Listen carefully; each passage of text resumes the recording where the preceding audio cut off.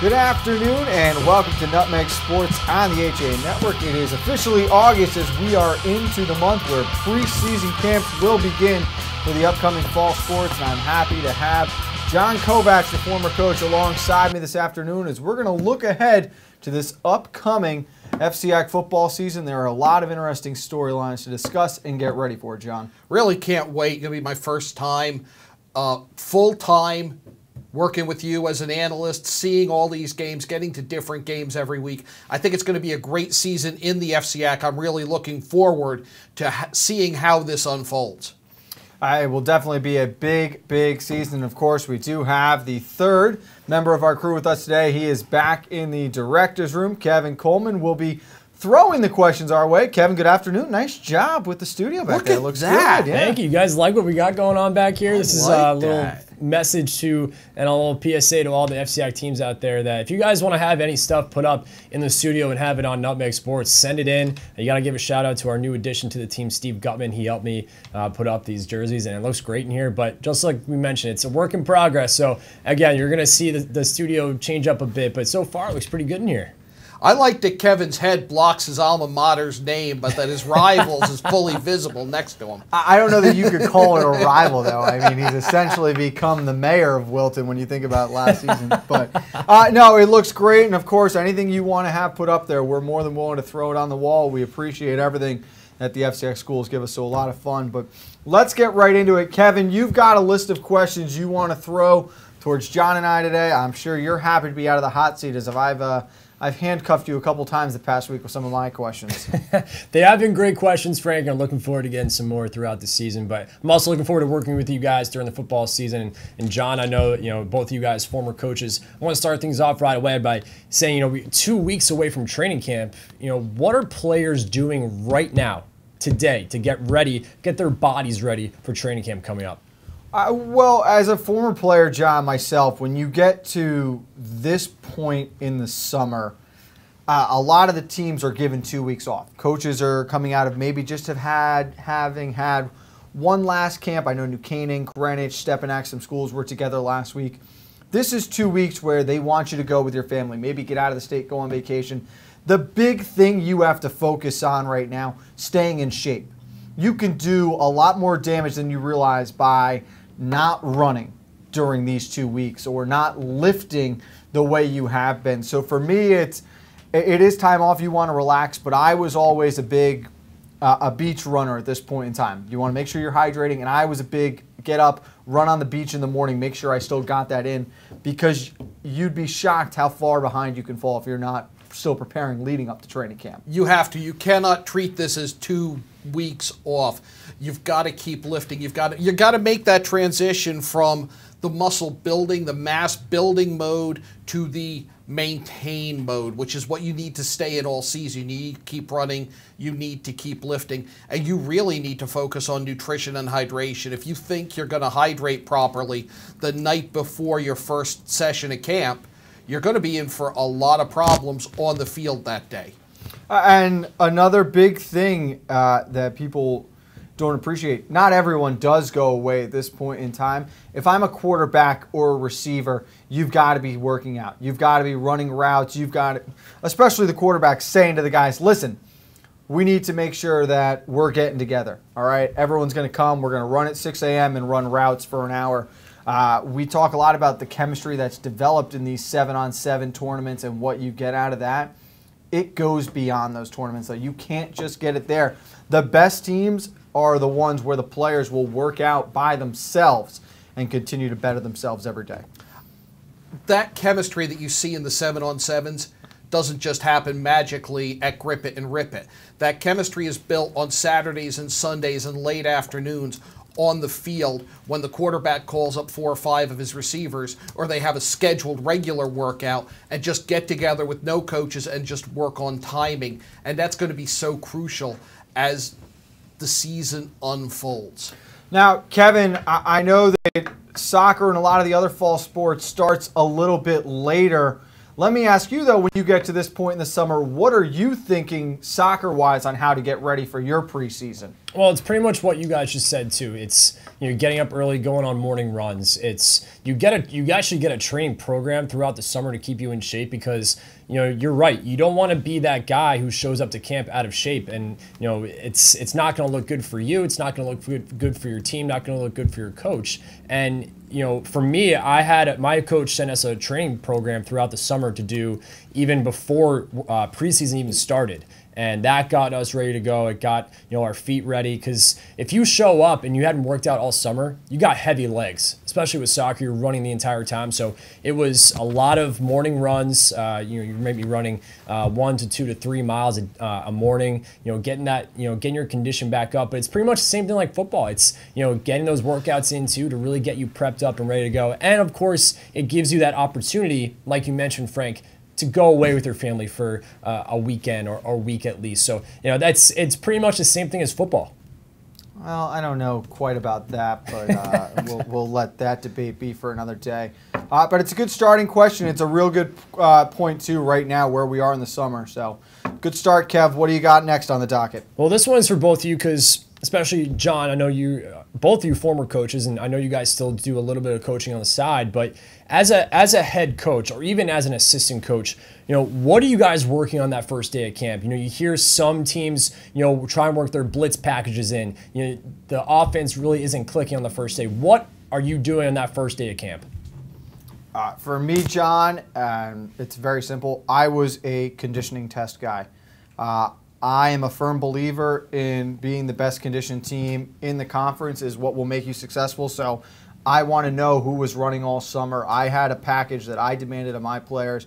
I want to see who's going to pass it. And if you can't pass it, I don't know that I want you participating in my practice yet, because you didn't put in the effort necessary or the effort demanded of my players at our position. Wholeheartedly agree. And there's two sets of numbers that don't lie when it comes to football. And one is your numbers in your runs and your weight test.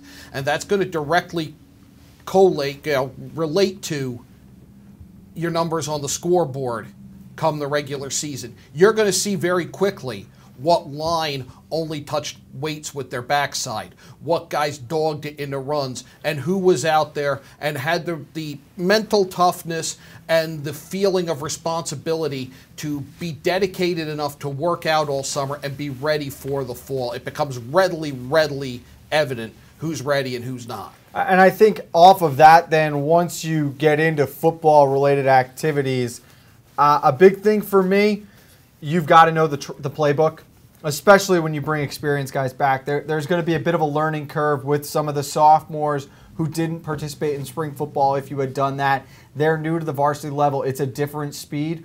But when I get out there with my guys who are coming back, who have had experience before, I need to make sure you know the playbook. I want to see who's in sync. And you're going to have 4 or 5 plays, I would say, that are gotta-haves. They've got to be automatic for you, be able to get you 5 yards every time. I want to work those right away day one. I want those beaten into the back of our memory so that when we're tired in the fourth quarter of a game late in the season, I know I can call this play and we are going to be able to execute and get what we need. Yeah, you need to have a couple of those done first day. But the other thing that you're seeing, and this is particularly in the past few years, is a lot more technique walkthroughs, particularly with the advent of the heads-up football, of the awareness of concussions. When I played, I was taught to tackle to get my head across the ball carrier. He has the ball, you go for that, you're going across his body, you try to bite the football in the forearm and wrap that way. Now you're teaching near shoulder to near pec. It's a totally different thing. And you really want to walk through that technique and really fine-tune it, because you're paying attention to keeping the head out of the hit, to how they wrap, and to player safety. So you do a lot of that walkthrough before pads are on. Well, that's the big thing too, is you've got to go X amount of days with just helmets and then X amount of days in shoulder pads. So I think the full contact and tackling is automatically a week away. But the other thing too, when we played, it was a lot of that first day in pads, you're going to put on the pants, you're going to walk outside, and immediately you walk right into the Oklahoma drill. There was no other way around it, where now you're right.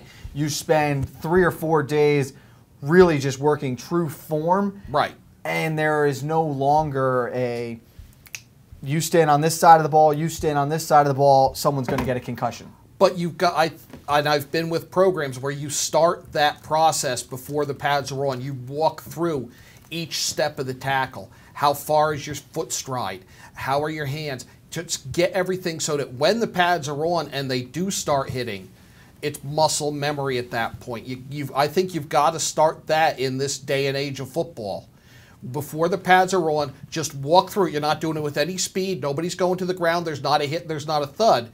It's just a matter, here's your head placement, here is your arm placement, here is your leg drive, and here's how that all times up. And a lot of it now, too, is turning into less of a leg drive and a wrap and roll, where they're really trying to take that out. It's a good start here, John. We're going to take a break. When we get back, we're going to move past those first few days of preseason, look back a little bit on some of the action we saw this summer, and look ahead to surprises that may be coming after September 8th when the fall season kicks off. That's all next on Nutmeg Sports on the HAN Network. Celebrate summer with fresh made-to-order picnic boxes from Walter Stewart's Market. We have delicious summery selections from buttermilk fried chicken to grilled lemon chicken kebab, grilled shrimp Caesar salad wraps, or lobster salad rolls. Our easy-to-carry picnic boxes come with your choice of a meal, as well as a dessert, beverage, and utensils. Order online for simple pickup options. Walter Stewart's Market, 229 Elm Street, New Canaan, and online at stewartsmarket.com. At InSports Trumbull, the game is always on inside. Registration is now open for our fitness training programs for high school athletes. The InSports Performance Center is offering blast speed classes, athletic functional movement assessments, and both men's and women's elite speed and strength training. Our premier programs help bring athletes to the next level. Call 203-268-1214 for more information. Like and follow us on Facebook. School's out, the weather is hot, and the fish are biting. Whether you're heading to the beach or out on a boat, stop in at the dock shop before you go to fill your beach bag or tackle box with everything you'll need for fun in the sun. A new beach cover-up, some sunscreen, or just some bait, the dock shop has you covered from either location. 51 Tokenique Road, Darien, 609 Riverside Avenue, Westport. And yes, you heard that right. Bait is now available in Darien and Westport. The dock shop, 51 Tokenique Road, Darien, 609 Riverside Avenue, Westport, dockshop.com. A Better View Window Cleaning Plus has been cleaning glass all over Connecticut for over 20 years. They also specialize in cleaning chandeliers, mirrors, skylights, tiles, and will power wash anything that needs cleaning. They hold an A+ rating with the Better Business Bureau and are fully insured and bonded. When you deal with a Better View, you're dealing with the best, not the rest. Call today for a free estimate, 203-284-8836, or visit them online, abetterviewcleaning.com. I'm Tracy Masella, a licensed clinical social worker at Silver Hill Hospital in New Canaan. Join me each month as we talk with experts on the front lines of the treatment of mental health and addiction. Straight Talk with Tracy, a Silver Hill Hospital production, airs at 12 p.m. on the second Thursday of each month, here on the HAN Network. Welcome back to Nutmeg Sports here on the HAN Network. We're going to continue with our football segment here. John and Frank Granito. Guys, we had Grip It and Rip It 2 weeks ago, and John, you mentioned it before we went to the break. What is so beneficial about this passing tournament that you guys like so much? Reps. It's reps. It's reps with your receivers against an opponent in the spirit of competition. You can run patterns on air. You can run patterns against your buddy on the, on the field at the high school. When you're doing it against somebody from another school and you're trying to prove yourself, I think it elevates it to a different level. For me, John, a big part of this really, you're right, the reps are key and you're going against other competition, which makes it very beneficial for these teams. But I look at it as you're keeping the interest peaked amongst the players. It's time that guys can get lazy. You don't see attendance as high as you would like it to be or as we've come to know. Now, you put a competition like this at hand, you anticipate you're going to see, especially Grip It and Rip It, 7, 8 FCAC teams show up, and there is that extra desire and drive to go out and want to prove where you stand amongst your fellow conference competitors. But one thing we talked about too is the chemistry being built amongst an offense. It's a great opportunity for receivers and quarterbacks to get on the same page. And a perfect example of that, Kevin, would be what we saw between David Summers and Jared Malazzi at Grip It and Rip It this year, where you've got a transfer coming over from Fairfield Ward to play with Malazzi. So now Summers is replacing Corey Babineau, and it's how does Summers adjust to the work that Malazzi does, and how does Malazzi adjust to a new quarterback in Summers? So I think you see little things like that that will allow teams to continue improving at a time when there isn't much going on. You're right. I agree. I think, Jared Malazzi, again, continuing to be a strong wide receiver for St. Joe's. And David Summers, I think, looked extremely strong in that passing tournament. And that leads to my next question for you guys. Besides those two, who else really surprised you during this passing tournament in terms of FCAC teams? I don't know that he was a surprise. But I liked what I saw out of A.J. Hall at Norwalk. He was an all-FCAC player last year and is one of the most versatile players in the conference. Norwalk is a team, in my opinion, right now that is on the cusp of being ready to compete with that top echelon. I don't know that they're there yet, but he gives them an X factor and a weapon that can allow them to steal a game or two or find ways to be creative and get back into games against teams that they might be outmatched by. The other thing he does is he takes some of the pressure off of Kyle Gordon. Kyle Gordon impressed a lot of people, I think a lot of the coaches at Grip It and Rip It. Here's a sophomore quarterback who had only been running the Norwalk offense for days, and he lit some teams up. But you've got A.J. Hall, who is going to be out there. Gordon doesn't have to come out and be a Drew Pine. He doesn't have to come out and put the team on his shoulders. All he's got to do is get the ball to his playmaker. And one thing I really liked about Kyle Gordon, John, and the sophomore is positioned to be successful with a player like A.J. Hall out there. But I would say that he does a very good job and is put into the great position to be successful because of how quickly he gets rid of the football and the offense that they're calling. It's very old school West Coast style, where it is that spread system, but you're seeing a lot of out routes, you're seeing a lot of slants. It's a one-step drop, and he's got that ball out of his hand. And I love if he does miss a pass, he misses in the right area.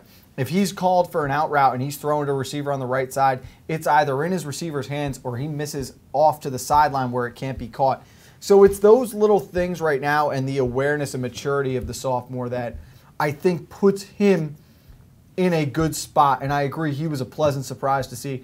Stanford is going to be a big X factor coming out of Grip and Rip It from we saw. I'm not sold on Josh Evans and Fairfield Ludlow yet. I think they're still a year or two away from being back in any kind of fold within the conference, regardless of what coaching staff is in there. But, we talked about it briefly. David Summers, to me, going from Ward to St. Joe's, I thought he was the biggest surprise and most impressive player just based on the situation at that tournament. I think it's a great addition for St. Joe's, and it allows them to remain relevant and be competitive right now. I realize you brought in a quarterback who has experience, not in your system, but he has experience, and you've put him into that open slot, and you now have a veteran signal caller.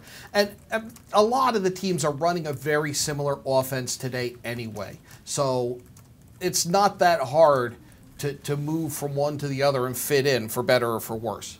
Kev, we're going to get one more question in here before we go to the next break. What do you got? Well, the last question for you guys is, for the viewers at home, describe what it's like coaching football, in the FCAC, because you both have been around this league for a while. But last but not least, what is it you miss the most about coaching? Coaching in the FCAC is very unique, and it's interesting right now, John, because I was very fortunate to both play and coach in this conference now. And when I played just under a decade ago, it was a very more balanced conference, would be the word. You had about 8-9 teams on a given season that could win the conference title. And this is, you're at a point right now where the field has been drastically shrunk. and you're down to, is it going to be New Canaan, Darien, or is there a third team that could maybe come in and steal them? And I think that has taken away a little bit of the lure that comes with coaching in one of the more prestigious conferences in the state. For me, the one thing I honestly miss the most, it is actually practice. There's nothing like it being out there, especially now when camp comes around, that feeling of being back onto a field, the hot summer days, and it's just, I don't know how to describe it. I know exactly where you're going, though. It's this period that ends, and then all of a sudden, it's right back. It's there again. You're out there on the field, and you're part of a team, and maybe your team is some of the older guys who are a step slower, but the coaching staff is part of that team, and you're part of that team of coaches. And that's what I think I'm going to miss, is the camaraderie of it, is being out there. I took my vacation each summer to do camp. I took a week off and did camp. I'm going to miss that. I'm going to miss Friday nights. I'm going to miss the competition. There's just something about having that Friday game to focus on and get through the week. It was like the carrot at the end of the week that you were able to focus on and get through. I'm going to miss that, and I'm going to miss the camaraderie of working with, a group of young men and older men toward a common goal. You know what? It's a very rewarding feeling when you get to see these young men and these athletes take what you are teaching them and translate it onto the field on a Friday night or a Saturday afternoon, and just the joy that comes with it. And you hate camp your entire career when you're playing. As soon as it all ends, you would give anything to be back there on a. Oh, as soon as you got a whistle, you can't wait for camp. As soon as you got a whistle instead of a helmet, you can't wait. And I would say, and I've told this to people before, but the way I measure my success is how many of the young men who I coached want to do that. How many of them want to give their time? And I've seen a fair share do it, and that makes me feel successful, regardless of the wins and losses, when I see young men who I know I was tough on, who want to come back and share those lessons with the next generation. You're right. And it's everyone wants to win, but the reason you get into coaching at this level is truly because you love the game and you want to pass that on. We've got to take one more break, John, but Kevin has got more questions when we get back to Nutmeg Sports. It's coming up next on the HAN Network. Want a new experience in car buying? Scap Chrysler Dodge Jeep Ram with one of the largest inventories of new 2- and 4-door Wranglers. We are Connecticut's Wrangler headquarters. Come visit our new Ram Truck Center. Browse our websites, scapchryslerjeep.com or scapdodge.net to find the new Jeep, Chrysler Dodge car, minivan, or Ram truck you've been looking for. Just 2 miles from both I-95 or the Merritt Parkway exit 44. Save thousands right now at the summer clearance event. Now through August 31st. If you're watching this broadcast, you're not alone. The HAN Network is available for 200,000 Connecticut cable customers on the Frontier Network, and we've also reached more than 2 million viewers on our free live streaming sports, news, and entertainment broadcasts. To reach our rapidly growing audience, contact Advertising Director Jessica Murrin at 203-273-7312 or email jessica@han.network.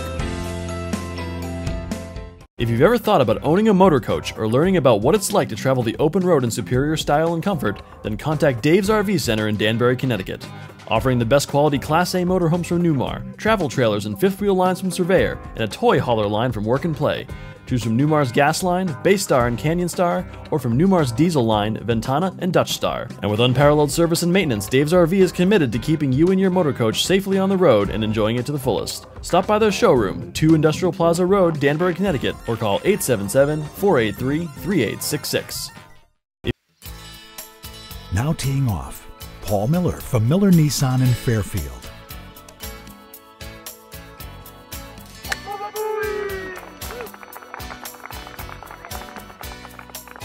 Excuse me, Mr. Miller. What about my new Sentra? Right now, lease a 2017 Sentra S for only $97 a month. He is never going to retire. At Pure Barre Ridgefield, our tried and true method can shape every body and fit any schedule. Pure Barre is a total body workout using the ballet bar to perform small isometric movements which burn fat, sculpt muscles, and create long, lean physiques. Sweat away the day and get lost in the music. Pure Pure Bar Ridgefield, located at 86 Danbury Road. Like us on Facebook at Pure Bar Ridgefield. Want a new experience in car buying? No aggravation, no confrontation, just answers to all your questions. Scap Chrysler Dodge Jeep Ram. Car buying the way you want it to be. With one of the largest selections of new 2- and 4-door Jeep Wranglers available, we are Connecticut's Wrangler headquarters. Located in Fairfield, Connecticut, we're easy to get to. Just 2.5 miles off the Merritt Parkway, exit 44 via Route 58 South. Save thousands right now at the Summer Clearance Event. Now through August 31st. Welcome back to Nutmeg Sports here on the HN Network. Kevin Coleman with you, along with Frank Granito and John Kovach. And now this next question is for Frank Granito, the New Canaan Ram himself. What does Drew Pine, the starting quarterback of the New Canaan Rams, the sophomore, need to do to have another great year? We already looked at, he had a great freshman year. What does he need to do in order to not have a sophomore slump this year? For me, I think the biggest thing will be, and you go back to the state championship game that New Canaan played in, as well as the Turkey Bowl in the game New Canaan lost to Darien, it's turnovers and protecting the football.